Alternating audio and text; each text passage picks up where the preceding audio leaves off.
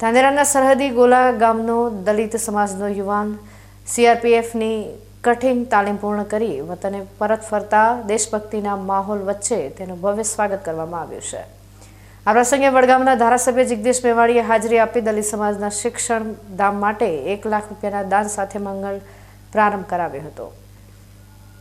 ધાનેરા તાલુકાના યુવાનોમાં હવે ભારતીય સેનામાં જોડાવાનો ક્રેઝ અભૂતપૂર્વ રીતે વધી રહ્યો છે, જેનું જીવંત ઉદાહરણ આજે ગોલા ગામમાં જોવા મળ્યું હતું। ગામના જગમાલભાઈ બાજગ સીઆરપીએફમાં પોતાની તાલીમ પૂર્ણ કરીને વતને પધાર્યા ત્યારે સમગ્ર પંથક ભારત માતાના જયઘોષથી ગુંજી ઉઠ્યો હતો। બાઇક રેલી અને દેશભક્તિના ગીતોના તાલે જવાનનું ઠેર ઠેર સન્માન કરવામાં આવ્યું હતું, જેમાં વડગામના ધારાસભ્ય જિગ્નેશ મેવાણી અને પૂર્વ ધારાસભ્ય નથાભાઈ પટેલ સહિતના અનેક રાજકીય અને સામાજિક અગ્રણીઓ ઉમટી પડ્યા હતા। જગમાલભાઈના પરિવારજનો અને ગ્રામજનોએ ભારે જોશ સાથે પુષ્પવર્ષા કરીને આ લાડકવાયા ફૌજીને વધાવી લીધો હતો। આ દ્રશ્યો જોઈને આસપાસના ગામના યુવાનોમાં પણ સેનામાં જોડાઈને દેશ સેવા કરવાની એક નવી પ્રેરણા જાગી છે। જગમાલભાઈએ બીકે ન્યૂઝ સાથેની ખાસ વાતચીતમાં યુવાનોને હાકલ કરી હતી કે દેશની સુરક્ષા માટે ફૌજમાં જોડાવું એ ગૌરવની વાત છે। મારી આ શરૂઆત ભરતીની 2025માં થઈ હતી। 2025માં હું 21 જાન્યુઆરીના રોજ કેરલા પેરિંગમમાં ટ્રેનિંગ માટે ગયો હતો અને ત્યાં મને 11 મહિનાની ટ્રેનિંગ પૂર્ણ કરી અને ત્યાંથી પોસ્ટિંગ જમ્મુ કાશ્મીર પુલવામા ખાતે પોસ્ટિંગ મળતા મને ગર્વ અનુભવાય છે અને ઘરના પરિવારને પણ પ્રેરણા અનુભવું છું કે મને દેશની સેવા રક્ષા માટે મૂક્યો છું। ક્યાંથી વિચાર આવ્યો કે દેશના બીએસએફમાં જોડાવવું? અલગ અલગ જગ્યાથી પ્રેરણા મળી છે મને। એક અમારા બાજક તારાભાઈ મફાભાઈ જે પહેલાં બીએસએફમાં લાગી ગયા છે, તેમના જોડે પ્રેરણા લીધી, થોડી બહારથી માહિતી લીધી, એના ઉપરથી અમને પડી ગર્વ થયો કે દેશની રક્ષા માટે અમે જઈએ। શું કહેશો યુવાનોને સંદેશ આર્મીમાં જવું જોઈએ? યુવાનોને જવું જોઈએ, યુવાનો પણ દેશની રક્ષા કરવી જોઈએ, એક મોકો દેશને આપવો મૂકે। ધાનેરાના સરહદી વિસ્તારોમાં ખાસ કરીને દલિત સમાજના યુવાનો જે રીતે દેશભક્તિના માર્ગે આગળ વધી રહ્યા છે તે કાબિલેદાદ છે।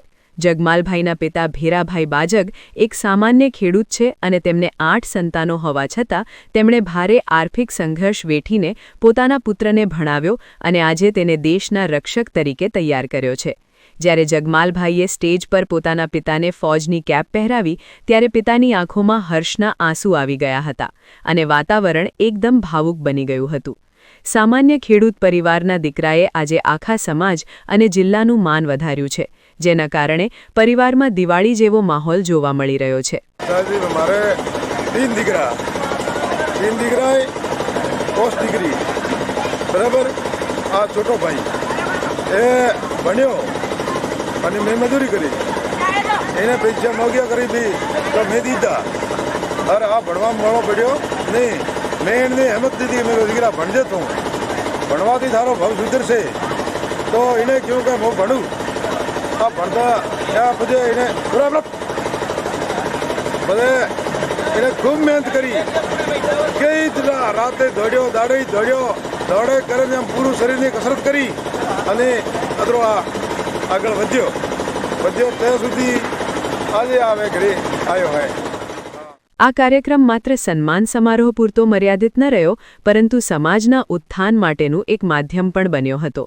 દલિત સમાજ દ્વારા ભવિષ્યમાં શિક્ષણનું એક મોટું ધામ બનાવવાનું આયોજન છે, જેમાં સહભાગી થતા ધારાસભ્ય જિગ્નેશ મેવાણીએ 1 લાખ રૂપિયાના દાનની જાહેરાત કરીને શિક્ષણ અભિયાનના શ્રી ગણેશ કરાવ્યા હતા। તેમણે જણાવ્યું હતું કે શિક્ષણ જ સમાજની પ્રગતિની ચાવી છે અને આવા તેજસ્વી યુવાનો જ્યારે સેનામાં જાય છે ત્યારે સમાજની નવી ઓળખ ઊભી થાય છે। આ જાહેરાતને પગલે હાજર રહેલા તમામ સમાજ શ્રેષ્ઠીઓએ મેવાણીના આ પગલાંને આવકાર્યું હતું અને શિક્ષણ ક્ષેત્રે આગળ વધવા કટિબદ્ધતા દર્શાવી હતી। એક નાનકડી જાહેરાત કરતો જોઉં છું, નાથા કાકાની હોટલમાં ચા પીવા રૂકો ત્યારે સમાજના કેટલાક વડીલો અને ભાઈઓએ મને કહ્યું કે શૈક્ષણિક સંસ્થા બનાવવાનું આયોજન ચાલી રહ્યું છે, તો પહેલો મારો ₹1 લાખ ફાળો નોંધાવું છું। આ કામ તમે આગળ વધારો। સરકાર જોડે લડીને જમીન લેવાની છે તો લડીને લઈશું અને ખરીદીને લેવાની છે તો ખરીદીને લઈશું, પણ મહેરબાની કરીને આ સંસ્થાઓમાંથી ભણીને જે તલાટી, શિક્ષક, મામલતદારના, પોલીસના કર્મચારી થાય પાછા ભૂલી ના જતા કે આપણે દાડિયા છીએ.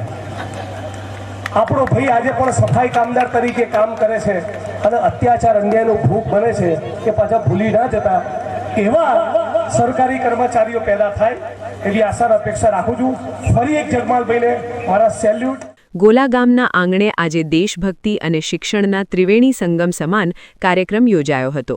એક તરફ સરહદની રક્ષા માટે તૈયાર થયેલો જવાન અને બીજી તરફ સમાજને શિક્ષિત બનાવવા માટેની આ પહેલ આવનારા સમયમાં ધાનેરા પંથકના યુવાનો માટે નવી રાહ ચીંધશે અને પરિવર્તનની લહેર લાવશે.